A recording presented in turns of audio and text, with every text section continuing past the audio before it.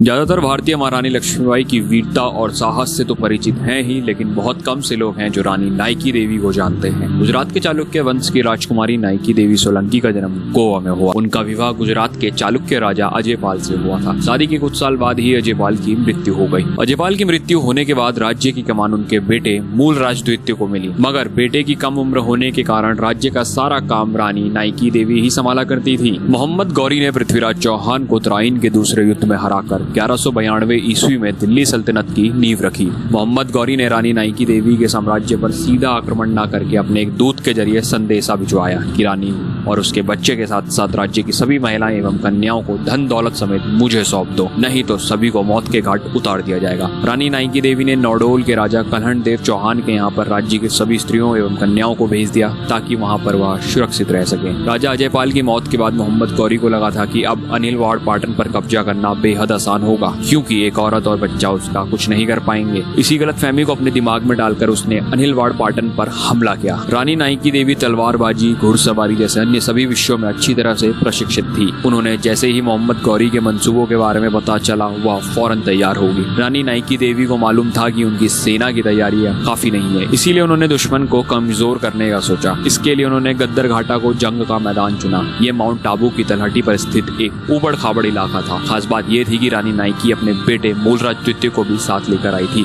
इस जंग में रानी नाइकी और गौरी के बीच भयंकर युद्ध हुआ था। चालुक्य सेना ने जिस उबड़ खाबड़ इलाके को चुना, उसका फायदा अंत में उन्हें मिला। अंत में राजमाता गौरी की सैनिकों के चक्रव्यूह को भेदकर गौरी तक पहुंच गई। गौरी उनकी एक झलक पाकर भयभीत होकर भागने लगा। अंत में राजमाता ने उसे घेर लिया।